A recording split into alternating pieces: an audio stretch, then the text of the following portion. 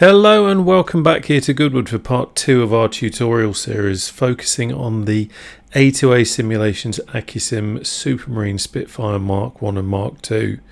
I really wanted to construct these tutorials in a way that each covers separate chunks so that you can watch all the way through each one in order if you like, or you can just dip into the area that you want to know more about.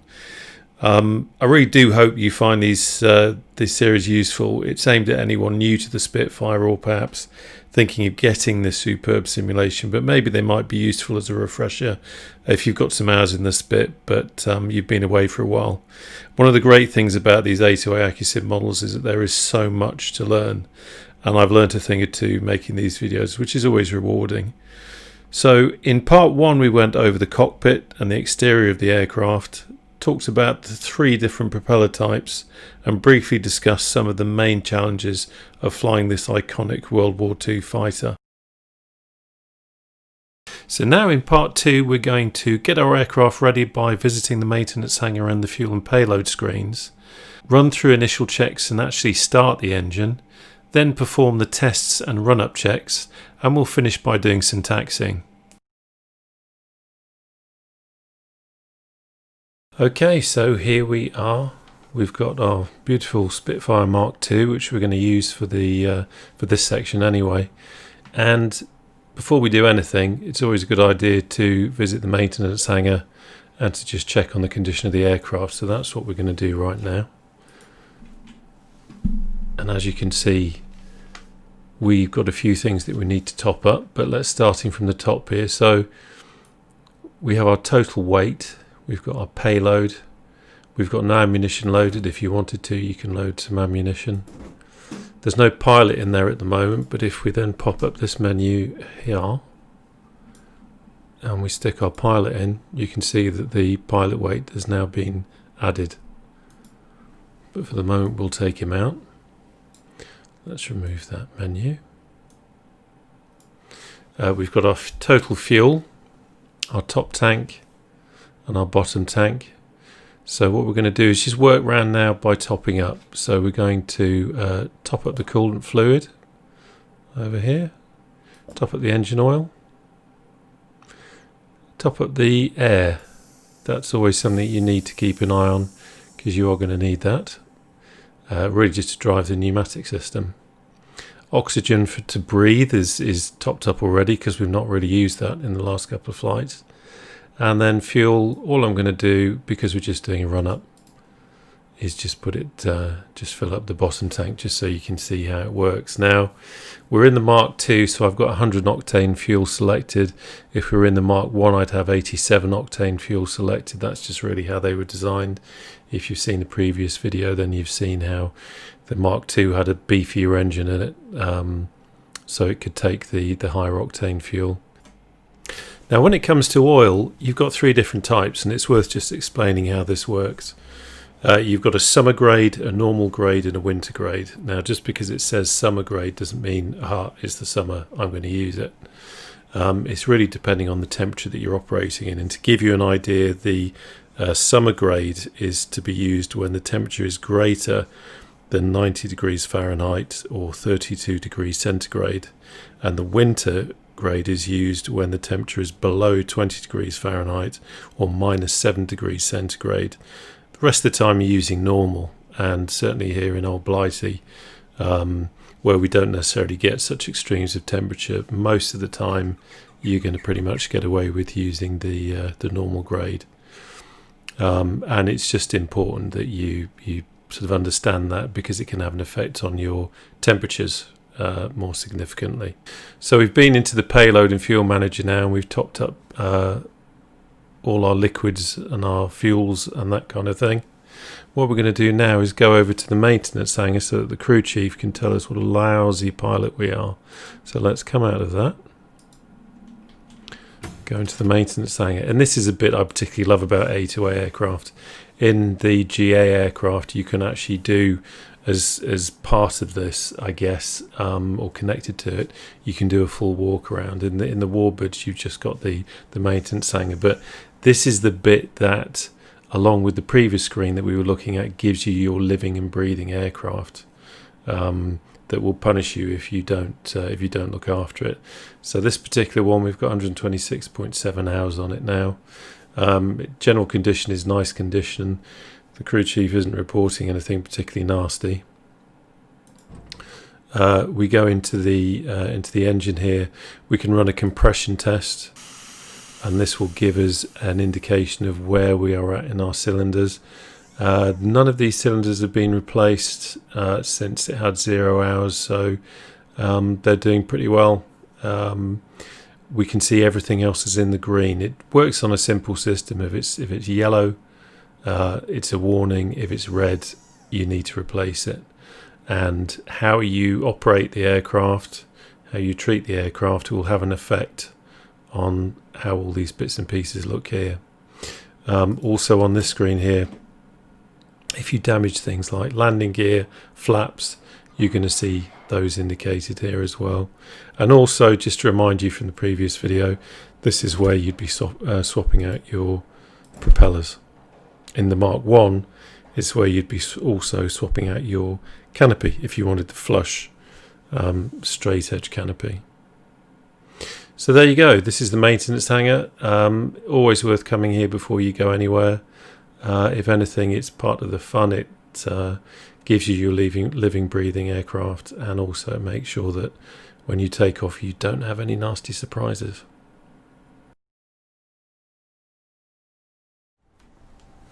Right, so here we are where we should be. We're starting off with the Mark I, because it's the Mark I. If you haven't watched the first video, which goes through the cockpits of the two aircraft and talks about what all the instruments are, what all the levers and buttons and all that sort of thing, I strongly suggest you do that, because we won't be covering that in this or going into it in that depth in this. It's well worth it. At least if you don't know the layout of the aircraft, it'll give you a better idea. Now, I've turned off the track IR because I think it's probably easier for you to follow it. If I have track IR off, I know it can be a bit disconcerting with the old head bobbing around and all that sort of thing. So hopefully this will be a bit smoother and a bit easier for you to actually see what we're doing. So, as I say, this is the Mark I. We have just entered into the cockpit. We are keeping our canopy open, as we always do. We actually only close the canopy once we're airborne, and it's open, well, two reasons. One, so it doesn't fog up, but secondly, also it's a safety thing. In case you need to suddenly jump out, you can do. Not that we're going to be doing that today, of course. So we are sitting on our parachute in this lovely comfy seat here. And we're going to start going through the checklist. So the first section is on entering the cockpit. And the first item that we're looking at is that we're checking that all the magneto switches are off. So these have been left on by the naughty previous pilot. So that checks. The undercarriage pump valve set is to lower, which is down here, which it is. Now, if this was the Mark II, then this would say down, but there you go. That gives that's where it should be anyway. If it was raised, then we would have a problem. The flaps are up, and for that we're looking over here, and the lever is up, and it even says up on it, just to make sure we know what we're doing. The landing lamps, similar kind of affair, down here, and that's up as well. The wheel brakes are on. Now this is the brake lever here. Now on my setup, I operate the brake using toe brakes on my rudder pedals, and as you can see, I've got some variation there. To put the parking brake on, we just push the brakes over to the right, and then I just click it there, and that locks it. Just a note on the brakes. The Spitfire brake is, I'm kind of jumping the gun here because we're going to talk about taxiing, but the way I have this set up, as I say, is I steer using the rudder pedals as you would do in the real aircraft, but instead of having because I don't have an axis on my joystick that I can use for the brake, I just use the toe brakes on the rudder pedals to get a similar effect. Not ergonomically accurate, but it kind of serves a purpose. Doesn't really matter which left or right brake I'm pressing, it's just the fact that you're pressing a brake simulates that middle grip, and your feet on the rudder pedals will then steer it. Jumping the gun a bit there, but there you go. Right, so chassis indicator light down. Now what we need to do to get that to operate is just give that little switch there a flick, and we've got a green down indication there, which is what we want to do. Now checking the fuel, the Mark I here has 2 fuel gauges. The Mark II only has the one. And so here we've got the bottom tank, and as we can see there, we are not a full tank as I thought we were. Okay, we'll have a look at that. And the top tank is empty because we've got nothing in there. So yeah, bottom tank I thought we had topped up, maybe not. Let's have a quick look. So we're going to pop back into fluids and juices, and of course, because I was in the Mark II before, so there you go. This is why you need to check. So when I gave the demonstration of the payload and fuel manager before, we were in the Mark II, now we're in the Mark I, so we're just going to top all those bits and pieces up.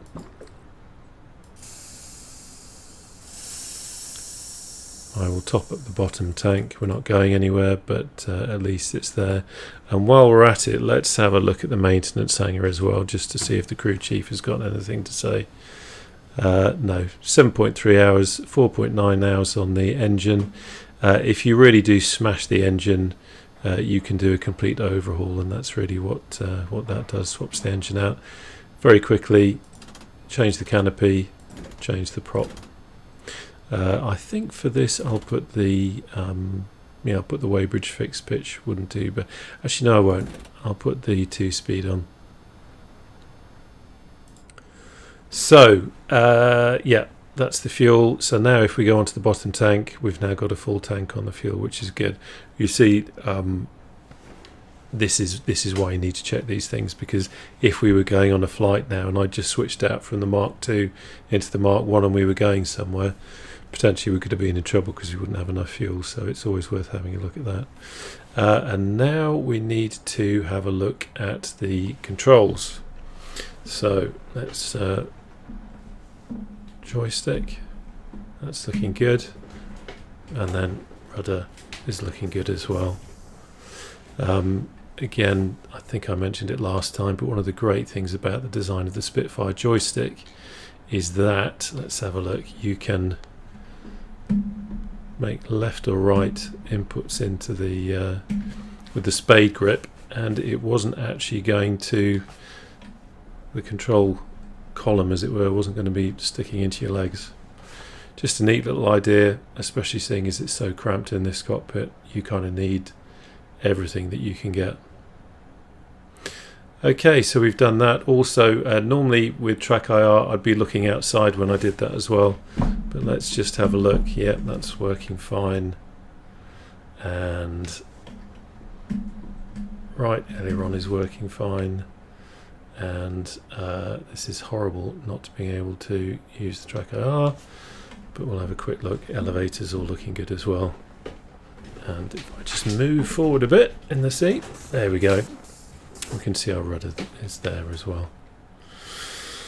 Okie doke. Okay, so now we need to prime our engine, and this is a good opportunity to show you this neat little window over here. This is your pilot's notes. It's going to tell you what the outside air temperature is. It's going to give you an estimate of your ground speed, your endurance, your range, your fuel economy.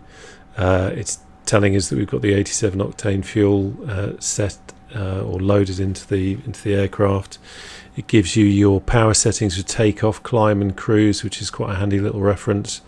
It starts off here on this first page giving you some notes, and it shows you here primer strokes. So basically at 30 degrees outside you're going to give it 3, at 15 degrees you're going to give it 5, and at 0 degrees you're going to give it 12. So basically the colder you get, the more priming you need to do. Our temperature today is 18, so we're going to be giving it 5, and normal operations, certainly here in the UK, 5 tends to be the number, unless of course it's it's winter, in which case you're going to up it a bit. So let's give it 5 shots. Just quickly double check. Coming around here, put our fuel on. I tapped that off before. Unscrew the primer.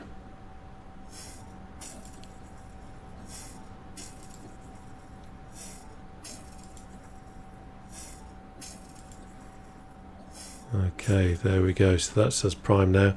This stage we'll leave it unlocked. Now, again, something to say about this. This is also your checklist, which you can use as you run through. I'm using a paper checklist at the moment, but you can actually use this to run through, and it's got all sorts of useful information in it. It doesn't go into quite so much detail as the paper checklist, but it's there. Everything you need to know really is in there. Okay, so we are now primed. Let's just get everything back up over here. Move this back out again. I'm hoping you're finding it easier without the track IR on.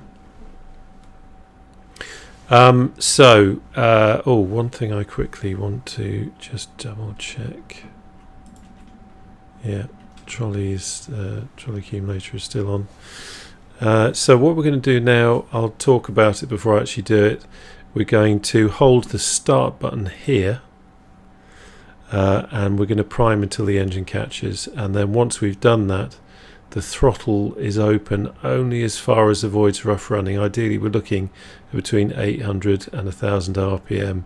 Where is that on here? Because it doesn't actually show you. You kind of have to guess it by where it is, but as the checklist says, really by ear, by how the engine is running. You'll also note, again in the last video we talked about boost. Boost is 0, so boost is at that nominal sea level pressure, indicating that at the moment it's 0 psi boost going to the engine. Okay, so let's get started. I'm back into track IR view because really it's just easier to show you as we start up. Things tend to happen quite quickly. It's a damn sight easier using track IR to show you things rather than panning around the cockpit. So first of all, we're going to check that our mixture is in the auto rich position, which it is here. Counterintuitive in this aircraft. In the Cessna, that would be pushed in, as it were, or similar modern aircraft. In the Spit, rich is towards you, lean is away from you. That's the simplest way of remembering it. So a quick look outside, no one walking towards the prop. We shout clear prop, and now we switch on our mags. Going to quickly switch on the nav lights, turn on the starter mag and the generator, and let's get going.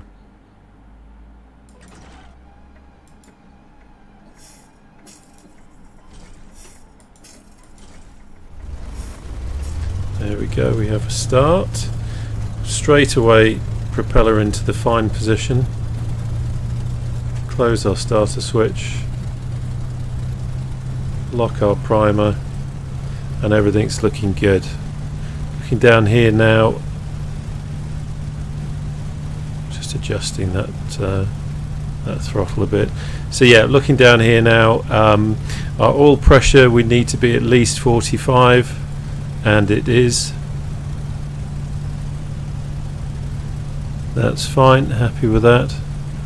And we need to now warm up till our oil temperature is 15 degrees. We're already over that, which is good. And our radiator temperature is 60. So that in a nutshell is starting the Mark 1. And what we're going to do now is go over to the Mark 2.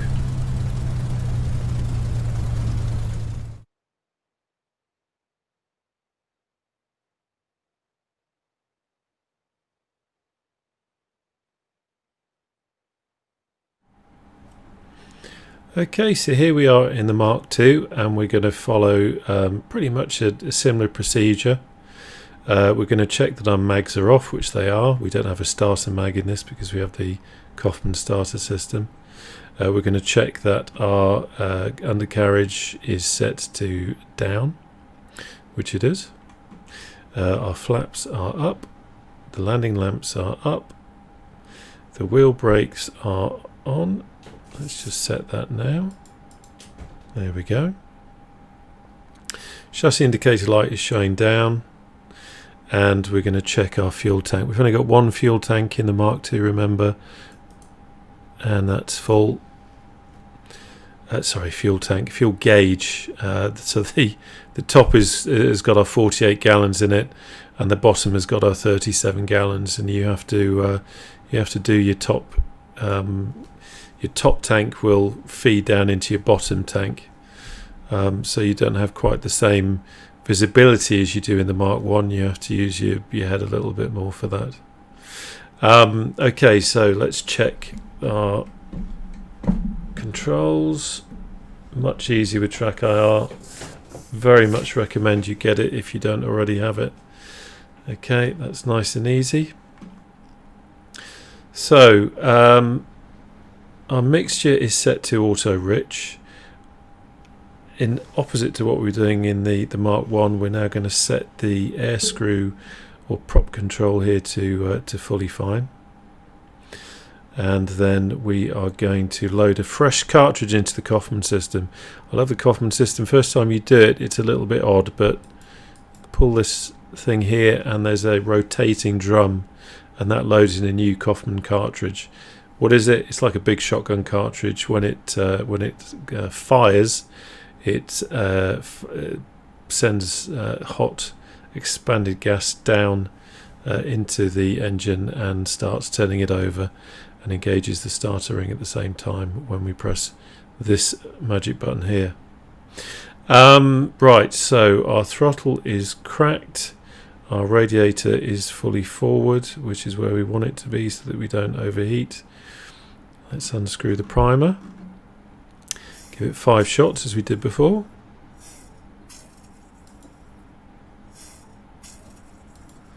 Leave that unlocked. Have a look around, no one walking in. Clear prop. Let's have both mags on. There we go. Nav light on, generator on, and let's start it. I always love this bit. There she goes. Beautiful. Close that. Close the primer. Quick look down, check our oil pressure. Should be above 45, that's where it is. Excellent. Fuel pressure's at around about 3.8 roughly, maybe 3.3 average, exactly where we want it to be. Everything is looking good. I do love the Mark II starting. The Kaufman cartridge is a clever little thing. You don't have to have a ground accumulator, it could be done anywhere, and you can get more aircraft up in the air at the same time. But for people who aren't used to it, it just gives a hell of a bang and slightly unusual. And that is how you start the Mark II.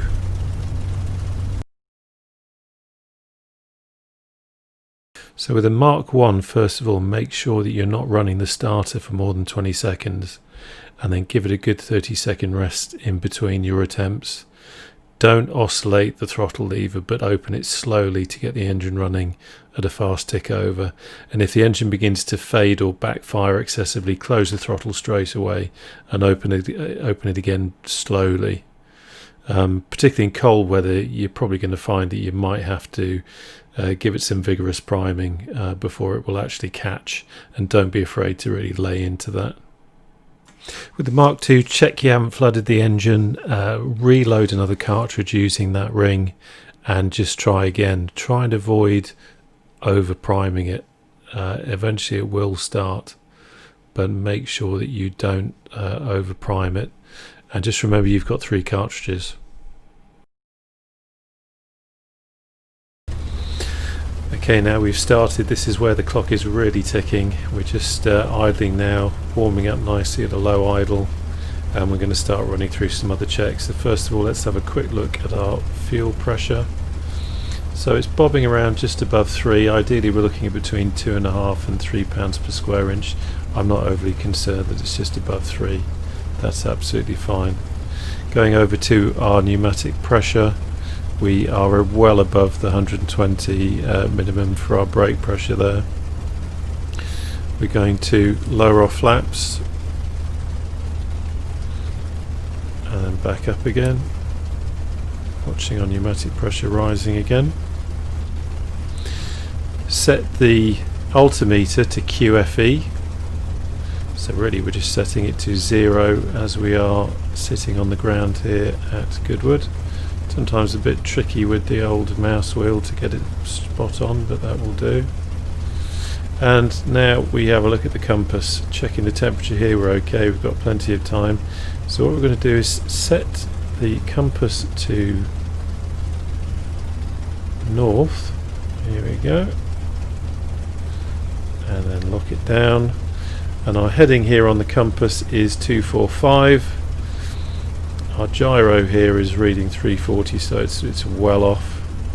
So we're just going to wind it back until we get to 245. There we go. That's fine. Okay. We're going to turn on our pitot heat. If we were going to do it, we would check that our harness and everything is all tight, and we are ready to go. So the next thing we're going to do is the warm-up, sorry, not the warm-up, the run-up, and for that we're going to hop back into the Mark I and have a look at the fixed pitch propeller.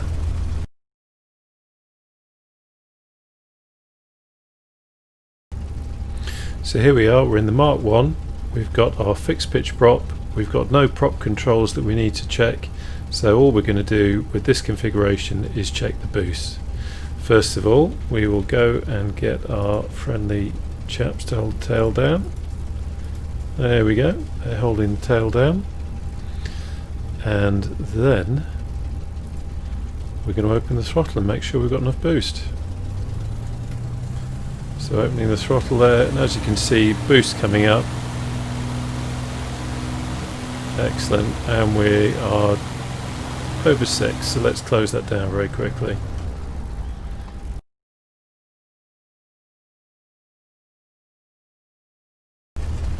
Okay, so back in the Mark I again, but this time round we have got the de Havilland 2-speed 2-pitch propeller on board. So this time we're going to have to check RPMs. So first of all, before we do anything, let's get our friendly chaps on the back. Let's pull back on the joystick or the spade grip. What we're going to do is we're going to raise the throttle now until, well, to check at our full throttle that our RPM is between 2,500 and 2,600 RPMs at fine pitch, and then we're going to pull back to coarse pitch, check that we have an RPM drop, and then as soon as we've done that we're going to close the throttle and we're going to put the propeller back into the fully fine pitch setting. Let's do it.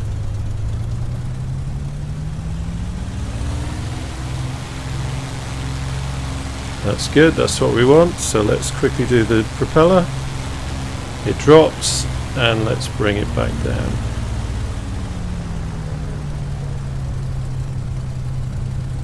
And there we are.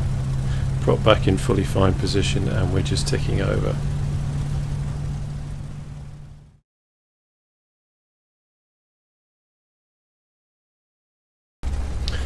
Okay, so here we are now in the Mark II with the Rotor constant speed air screw, and things have just gotten a little bit more complicated, but let's give this a go. So again, we need our helpful chaps on the tail to hold that down.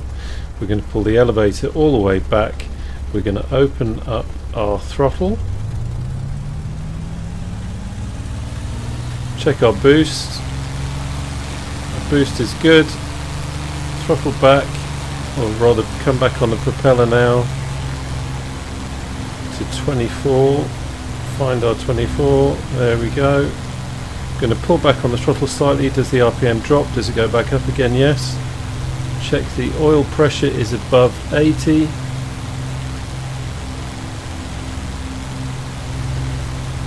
Which it pretty much is most of the time. And then we do our quick mag check. We don't want anything less, anything more than 150. That's good. Okay, let's bring everything down and let's chill out again. Power on to fully fine. There we go. So you see the radiator's at 90 degrees, and if we get to 100 then we have lost the game. So you have to be pretty quick with that, and it's worth practicing that to make sure that you can do it quickly.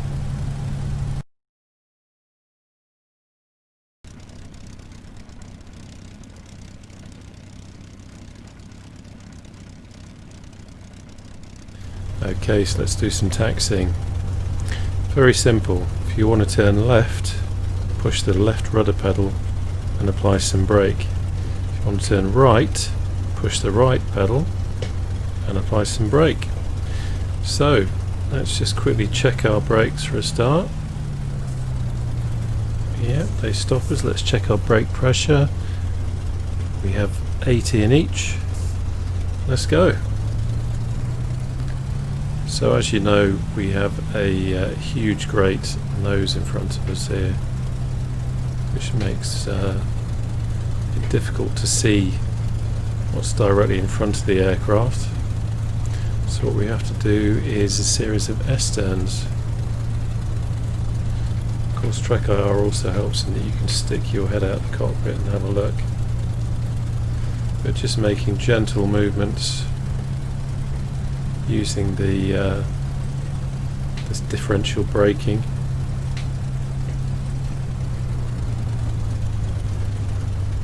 And elevator back, stick back rather, all the way.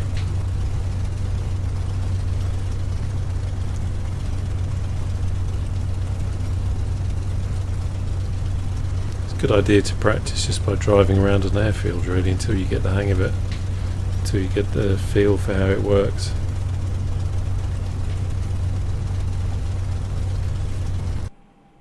So that's it for part 2. I hope you found it useful and I hope you enjoyed it.